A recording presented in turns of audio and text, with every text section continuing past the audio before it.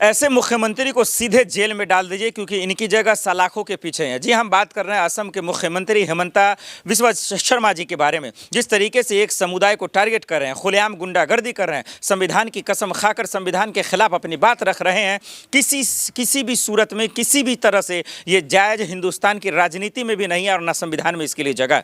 इसलिए मैं मोदी जी से, अमित शाह जी से और बीजेपी के तमाम उन हाईकमान से मैं अनुरोध करना चाहता हूँ कि जिस तरीके से हेमंता जी नफरत फैला रहे हैं, एक मुख्यमंत्री संविधान की शपथ लेकर, कसम खाकर उसकी ही अपमान कर रहे हैं। एक समुदाय को लेकर, मुसलमानों को लेकर साफ कर रहे हैं कि उनको परेशान करो, उनको इतनी तकलीफ दो, उनको इतना परेशान करो कि उनको एहसास हो जाए कि वो इस देश में नहीं है, वो इस देश के नहीं है, वो इस देश के है ही नहीं, ये इस बात का उनको ये महसूस हो जाए।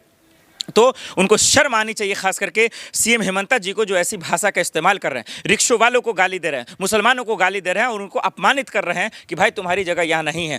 5 रुपया मांगे तो 4 रुपया दो। लेकिन मैं ये कहना चाहूँगा कि ये हिंदुस्तान के लोग, जहाँ हिंदू, मुस्लिम, सिख, ईसाई सब आपस में भाई भाई, आप 2 रुपये दें या 10 रुपये दें, लोग मदद के नाम पर करोड़ों देते हैं, लेकिन वही देते हैं जिनके अंदर इंसानियत है, जिन्हें हिंदुस्तान का समझ है, जिन्हें संविधान का समझ है, जिन्हें लोकतंत्र का समझ है। लेकिन ऐसे मुख्यमंत्री जिन्हें जनता ने चुना है समाज में ऐसा पैगाम पहुँचाने के लिए, ऐसा मैसेज पहुंचाने के लिए, जो आपस में लोग मिलजुल कर रहे, एक दूसरे की मदद करें, बजाबता इसके कि आप नफरतें फैलाएं।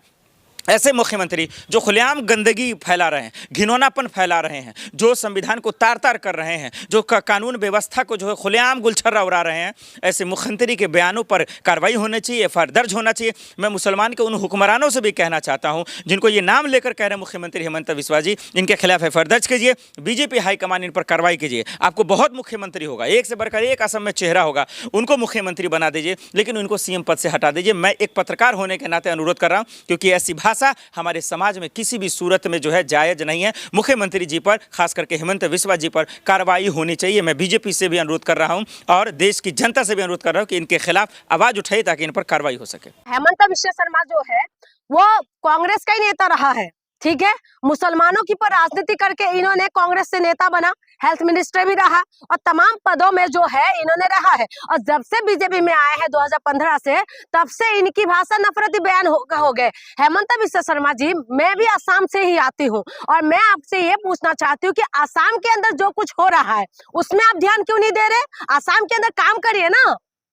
जो जुबिन गार्ग, हमारी जो दिल का, जो हमारे दिल में जो बसता था, जो हमारे दिल में अभी भी है और जिंदा मरते दम तक रहेगा, उनकी जिन्होंने मारा है, जिन्होंने उनको वो किया था, अभी तक उनका पता नहीं लगा पा रहे। लेकिन ये मियाँ के पीछे पड़ गए हैं और जिन मियाँ के ऊपर राजनीति करके ये पूरी तरीके से कांग्रेस से मलाई खाते रहे। लेकिन अब इनका नफरती बयान देख लीजिए। ये नफरती बयान इसीलिए देते हैं क्योंकि ये राजनीति में चमकना है। इनको लग रहा है कि योगी आदित्यनाथ के बाद हेमंत बिस्वा शर्मा आगे बढ़ेंगे, इसीलिए ये इस तरीके के बयान दे रहे हैं। क्या बोला सीएम हेमंता जी ने? कुछ गलत बोला है क्या? मुसलमानों पे ठीक तो बोला उन्होंने, घुसपैठी जो आ रहे हैं, घुसपैठी का जिम्मे, घुसपैठी जो घुस रहे हैं असम के अंदर घुस रहे हैं, ये असम का अभी का प्रॉब्लम नहीं है, बहुत पहले से चलते आ रहे हैं, ठीक है। लेकिन अभी जो हिंदू को जो मजबूत करने वाली जो सरकार है, उसी के अंदर हेमंत बिस्वा शर्मा खुद बीजेपी से नेता है, खुद मुख्यमंत्री रहे हैं और खुद मुख्यमंत्री है।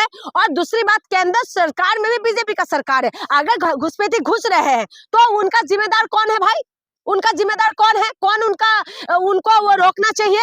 कौन रुकेंगे? कांग्रेस ने संरक्षण दिया। कांग्रेस में भी तो बीजेपी वोटर आईडी बनाया। वही तो मैं कह रही हूँ, कांग्रेस में भी तो तभी जब कांग्रेस की सरकार था तभी तो ये थे ना हेमंत बिस्वा शर्मा।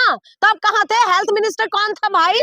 नेता कौन था भाई? जालुकबाड़ी से, गुवाहाटी जालुकबाड़ी से ये 3 बार का विधायक रहे हैं और इनका जो है, इनको लोग पसंद करते हैं, ऐसा नहीं है, पसंद करते हैं।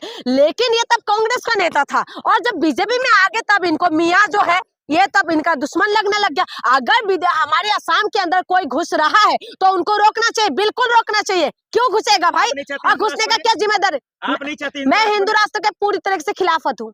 हिंदू राष्ट्र हम महिलाओं का विरोध है। हिंदू, सुनिए मेरी बात, मैं हेमंत बिस्वा शर्मा से नफरत नहीं है, वो मेरी भी सीएम है। लेकिन मैं ये बोल रही हूँ, क्यों ऐसा बयान दे रही हैं आप? क्या बयान दे दिया मैंने? कौन सा नफरत फैला दिया भाई? मुसलमानों के समर्थन में बोल रहे हैं। मैं मुसलमानों के समर्थन में नहीं बोल रही हूँ। मैं ये कह रही हूँ अगर घुसपैठी घुस रहा है तो इसका जिम्मेदार कौन है?